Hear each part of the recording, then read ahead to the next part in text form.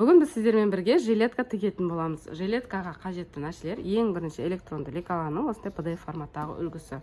Одан кейін негізгі мата бізде лавсан шерсть матасы осындай метрін 3000 теңгеден алдым. Оған астыңғы жағына жабыстыруға дублерин қажет болады. Дублерин міне бір беті жабысады, екінші беті осындай мата түрін пайдаланамыз. Клейі осындай көп жақсы түрін аламыз. Одан кейін астарға да осындай жақсы качественный огуречик астарын пайдаланамыз. Және бізге жіп, қайшы қажет болады. Енді келесі видеода сіздерге лекаланы қалай құрастыру керек түсіндіретін боламын. Лекаланың бірінші бетінде осындай үлгісі болады. Жалпы 12 парақтан тұрады. Екінші бетінде, негізгі бетінде 5-5 деген торкөз бар. Осын сантиметрмен өлшеген кезде мына жағда 5 сантиметр, мына жағда 5 сантиметр болуы қажет. Егер осы дұрыс шықса, онда полный лекаланы шығарып аламыз да құрастыру жұмысына кіргіземіз. Мынау бізде бірінші парақ, жалпы 12 бет, бірінші беті. Енді осыған екіншісін әкеліп құрастырамыз. Мына жерде жазылып тұрады екінші беті екені. Мына жердегі көрсетілген сызық бойынша қайшының сызығымен полностью кесіп тастаймыз. Мына жердегі үш бұрыштарды бір-біріне әкеліп жалғастырамыз. Үш бұрыштар бір-біріне жалғасады және мына сызықтарды бір-біріне сәйкестендіреміз. Бірінші қатарда 4 парақ бар, солай 4 парақты бір-біріне әкеліп құрастырамыз. Мына жерде де линия бойынша сызықты кесіп тастап, үш бұрыштарды бір-біріне жалғаймыз. Осылай алғашқы 4 парақты құрастырып аламыз. Міне үлгі бойынша алғашқы 4 парақты осылайынан құрап алды. Енді 5-ші парақ астына түседі. Міне мұнда 5-ші парақ астың жағына әкеліп құрастырамыз. Бұл жерде, мына жердегі үш бұрыштар бір-біріне сәйкес келу қажет. Мына жердегі қайшының белгісі бойынша ұзыннан ұзақ кесіп тастап, былай үш бұрыштарды бір-біріне сәйкестендіреміз. Мына жердегі сызықтар да бір-біріне сәйкес келуі қажет. Одан кейін келесі парақ мына бұрыш пен мына бұрышты айналдыра кесіп тастаймыз да, мына жердегі үш бұрыштарды және мына жердегі үш бұрыштарды бір-біріне сәйкестендіреміз. Келесі парақта да дәл солай, мынау артық линияны кесіп тастап, мына үш бұрыштарды бір-біріне сәйкестендіріп құраймыз. Жалпы осылай мына жердегі 12 парақты толығымен құрап шығамыз. Қыздар, қазір біз жилетканы матадан пішкелі жатырмыз. Мына жерде бізде негізгі пішкен маталардан қалған остатка болатын. Сол себепті келгеніне қарай ыңғайластырып қойып жатырмыз. Мына жақта астыңғы жағын, мына жақтан қазір еще немножко бүктеп алдыңғы бөлікті пішетін боламыз. Мына жерде артқы бой. Астына қарап, мына жерге детальді қойып алдық. Ұзына бойына мына сызығы кромкаға параллельно түсу қажет осылай. Енді туры осылай қойып алып, мына жақты былай айналдыра қырқып аламыз. Мына жердегі кромкасына мына жақтағы екінші матамыз параллельно түседі. Мына аралықты полностью айналдыра пішіп аламыз. Мына жердегі сызыққа кромкасына мына матамыз алдыңғы бөліктің линиясы параллельно түсу қажет. Енді осылай айналдыра пішіп аламыз. Қазір мынау алдыңғы бойдың әдібін пішкелі жатырмыз. 2 дана болады, еще дублерин жасалынады. Мынау кромкасына осылай параллельно түседі. Осыны айналдыра деталь бойынша пішіп аламыз. Және кез келген қалған матадан немесе матаның шетінен осылай мойын ойынсында артқы бойдың әдібін пішіп аламыз. Ары қарай қалған детальдары астар матасынан пішіледі. Қыздар, міне полностью жилетканы пішіп болдық. Мына жерде бізде алдыңғы бөлігі осы 2 дана болып пішілді. Артқы бөлігі тұтас.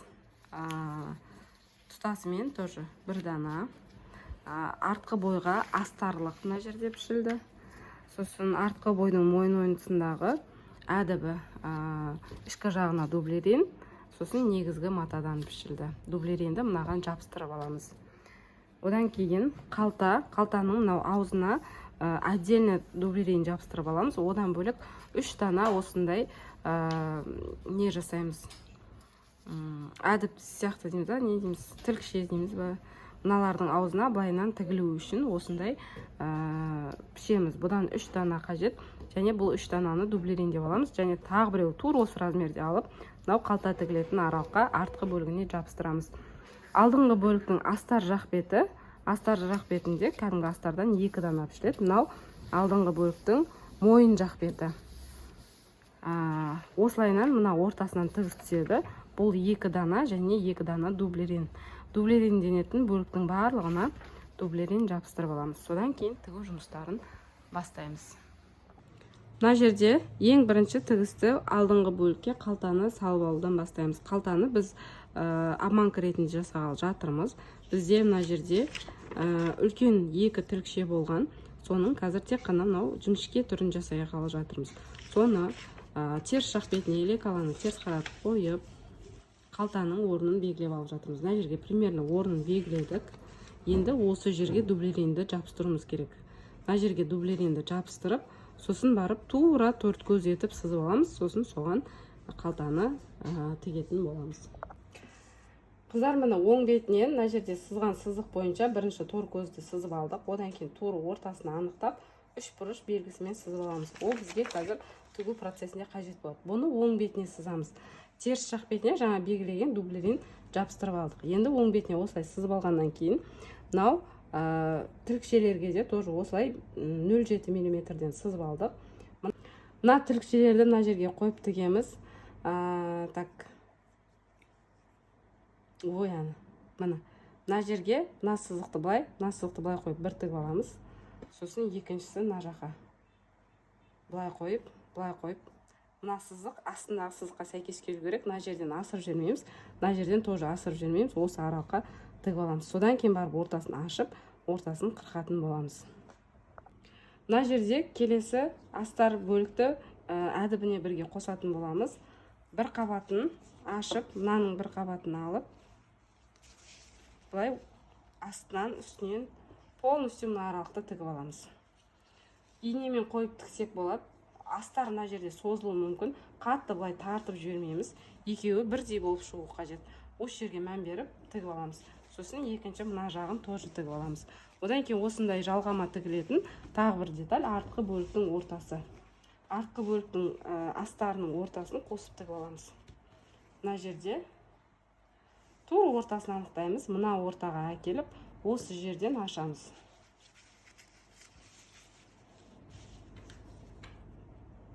Міне ортасы.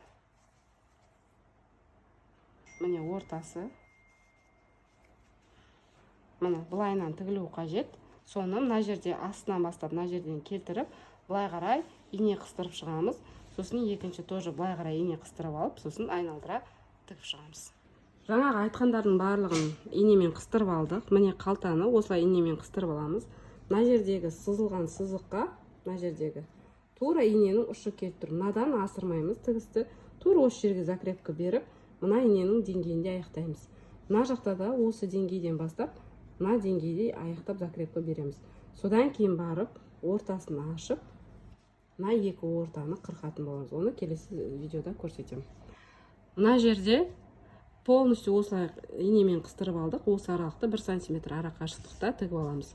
Одан кейін артқы бөлігдің әдібін полностью осылай инемен қыстырып алғаннан кейін айналдыра 1 см ара қашықтықта тігіп шығамыз.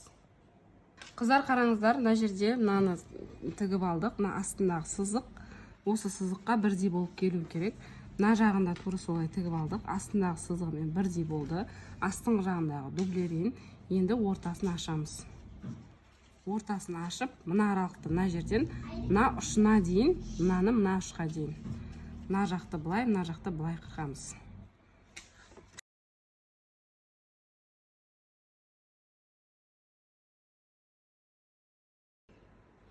Мына жерде мына бұрыштарын барлығын тура тігіске жеткізіп қырқамыз. Артқы жағынан көрсетейін. Мынау біздің тіккен тігіс тура ұшына дейін жеткен. Мына жерде де сондай. Мына жақта да солай істедік. Енді мынаны оң бетіне қарай аударамыз. Арғы бетіне қарай. Былай аударамыз тігісті. Сол кезде бізде мынандай қалташа пайда болады. Енді осы қалтаны осы күй астыңғы жағына астар салуға болады. Ішкі жақ бетінен немесе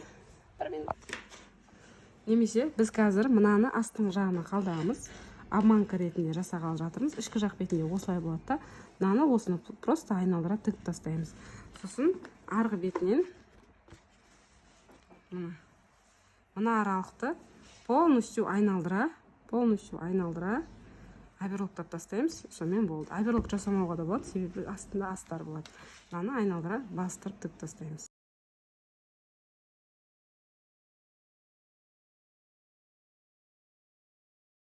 Міне қалтаны осылайынан тігіп қойдық. Оң бетінен қарып көрсеткен кезде міне осындай болады тігістері.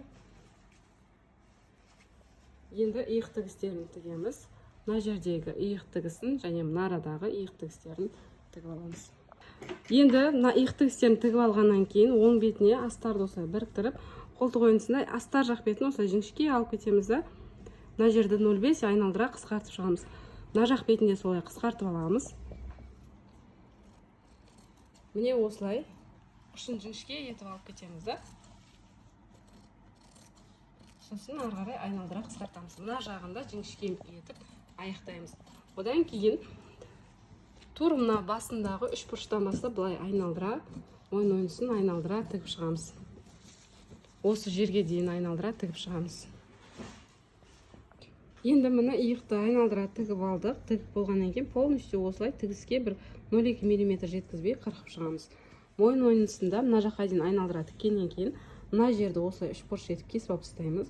Мына жерді де кесіп алып тастаймыз және мына аралықты тура солай кесіп тастаймыз. Сосын мынау мойын айналасын тоже осылай айналдыра кесіп шығамыз. 2 мм тігіске жеткізбей мына жаққа дейін. Енді мына жақты да кесіп алып, сосын оң бетіне аударамыз. Енді оң бетіне аударамыз. Барлығын кесіп болған кейін осылай иық тігісінен артқа қарай аударып аламыз. Асықпай, аккуратно. Енді екінші жақ бетін дәл солай тартып аударып аламыз.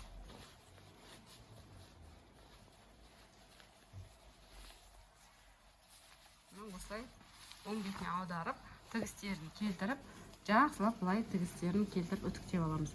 Мына жақтарында тігістерін осылай аккуратно қойып, мынандай астар жақ, ішкі жақ бетіне қарай 0,1 осылай қалу қажет. Солай үтіктеп шығамыз полностью. Қыздар, міне қараңыздар, полностью үтіктеп алдық барлығын. Енді мына жерді теңестіреміз, алдыңғы жағын. Мына екі орта бір-біріне тең болу қажет. Сосын кейін түймелікті қадай береміз. Ер адамдарда бұны былайынан шығарып қой. Енді біз жанын бір-біріне біріктіріп қосып алуымыз қажет. Жанын біріктіру үшін астар жаққа негізгі матаны негізгі жаққа ұстаймыз. Осылайынан. Сосын мынау қолтық астындағы тігістерді бір-біріне сәйкестендіріп, тура осылай қолмен ұстап отырып, сәйкестендіреміз. Сол аралыққа ине қыстырып аламыз. Одан кейін оң жақ бетіне осылайынан тігіп шығамыз. Полностью астар жақ бетін астар жаққа қаратып тігіп аламыз. Мына жерді тігу барысында бір жақ бөлігінде 10 см ара қашықтық қалдырамыз ортасынан. Ол кейін ең соңын қайырып тіккеннен кейін оң бетіне аудару үшін қажет болады. Міне жанын тігіп алдық полностью. Бір жақ бетінде кішкене ашық қалдырдық. Екінші жақ беті тұтас тігілді.